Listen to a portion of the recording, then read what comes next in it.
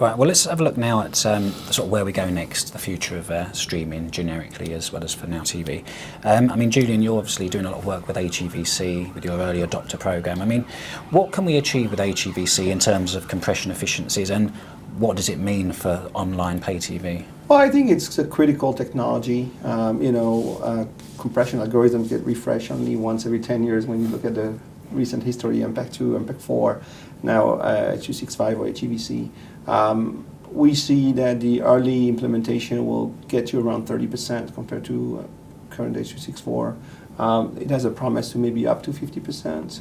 That what we're working towards. There'll be a ramp in the next, 18, 24 months. But one of the challenges remains the devices. What device can decode natively HEVC? It's a fairly complex. Every time you've got a new algorithm, it introduces new complexity, both for encoding and decoding. So you need a solid implementation on the device side, obviously on the encoding side as well. And so I think HEVC will be a progressive transition. It's not going to be all of a sudden everybody has HD or Ultra HD because of HEVC. There'll be a certain population will have, and in a sense it will just add one more format. When we talked about that complexity of many devices, it's going to be HEVC enabled devices. It's going to be one new population that I think operators can take advantage of to increase the quality at a given bitrate. But it's not going to be a flip overnight where all of a sudden everybody has Ultra HD because of HEVC. But we're seeing that early adoption model today, mostly trials. The decoders are not yet out, but here at TV Connect, we're going to be showing a number of partners on the decoding side, and we'll continue to drive that. I mean, that 18-24 month period you said there, is that to get to 50%? Or? Yes, I mean, there's no particular schedule, but yes, I mean, it will take time, it will ramp. Also, there's the adoption curve of the devices. So I think, again, we see this year as a establishment year where there's going to be some early trials, maybe a few early adopters. It's going to start to ramp next year in terms of volumes and global availability. And how does a pay TV operator then use that efficiency? Is it, do we just extend the reach for online, especially for mobile, or is it about higher quality? What are you likely to do? Well, I think there's two major directions. One is increased quality with Ultra HD. Certainly, that's one area of development of high interest today.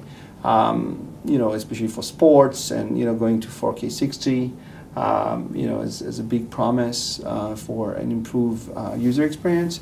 And the other option is the opposite, which is same quality, lowering the bitrate, which enables to reach more online customers, in particular in the mobile area.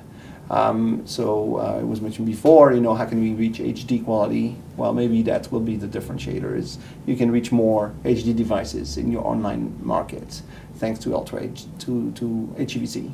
And then at home, maybe you'll push that to Ultra HD. So I think both directions are, important for development. I mean, just to expand on one of the principles that you mentioned there, which is, yes, you can improve the picture quality, but you will hit a certain quality where it's kind of pointless to go beyond that bit rate. Driving that bit rate down not only saves you money, so CDN costs for the sake of argument, but also means you will have a more reliable service. I mean, as a matter of principle, I always try and find ways to drive that bit rate down and maintain the same quality, because it just has massive benefits all the way along the chain, especially for the end user. Yeah. I mean, do we need to think about actual network service reach, or is it just about reaching the same people but with more reliability? It's all about reliability for me. The ISPs in the UK do a great job of getting content out there, but it's making sure that is a constant rate all the time, and there's so many bits of contention that can kick in. All you need is somebody else in the house that suddenly starts using another service, and all of a sudden you've got a problem. As I say, the less space you need on that pipe, the better. Okay, well, in terms of how you organise your streaming services, I mean, obviously you've got your Sky Go, which is the TV everywhere, classic, bundled in with a satellite subscription, and you've got Now TV, which is a standalone, separate service. I mean, have you sort of rationalised those services into a unified head end, and do you transcode once for both services? How does it work? Well, so far as individual channels are concerned, it will vary. If you look at Sky Go, it's got a large amount of channels in comparison to Now TV. So they've been around for a while, and they will be on older encoders. So there's going to be some level of rationalisation, but obviously, now TV's being built with newer generations of technology. So eventually, it will probably all rationalise under the same encoders, but it's that's just a natural progression. Okay, and what about rationalising satellite with online? Is that sort of science fiction, or could we get to that point? That's a good question. That's not something I've really thought about how we could do that. Okay. What about in terms of the actual physical location? Is it likely that the two head ends would be physically co-located? Well, Sky has various sites around the UK, and we have our own internal network. So it's literally a case of we make use of all sites and that internal network. Okay. So what is the future for Now TV in terms of linear channels now? I mean, is it a matter of trying to ramp up how many channels you offer? And if so, I mean, what are the limits? Is it technical or is it content rights? Well, I can't comment on any future plans for Now TV so far as what channels may be launched. But you look at Sky Go, and if I remember correctly, in November last year, they introduced another 14 channels. So there's always going to be additional content coming online. What those channels are, it's a decision that is outside of my technical realm. Yeah. But in terms of just technology, I mean, is there any limit on what you can do with over the top in terms of scaling? Assuming all the sort of the rights are in place and the business model worked, can you just keep on adding channels, or is there it's another encoder? It's more space on your CDN. It's just a case of getting it out there. So if the business case exists, then yes, you can keep adding and adding and adding in exactly the same way we have with Sky Go, as say 14 extra channels in November last year. Yeah. And Julian, just to wrap up, I mean, in terms of scaling online, is that a priority for operators right now, or is it just about what they've got, making it better? Yeah, I think operators are.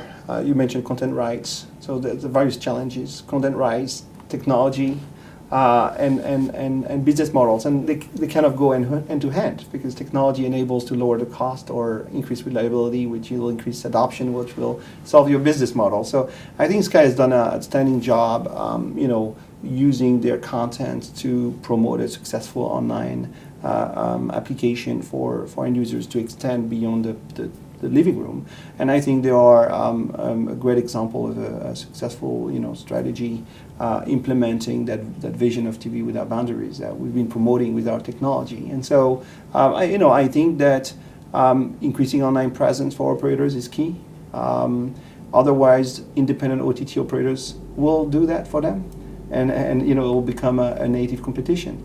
Meanwhile, the pay TV traditional operators have a huge leverage and huge advantage of having this whole aggregation of content already in place. And so I think it's critical for them to implement that. And again, we see that very successfully with Sky. So we certainly hope to replicate that. We do, but we replicate that even more. Great. Okay. Well, thank you both very much for joining us, and great talking to you. Thank you.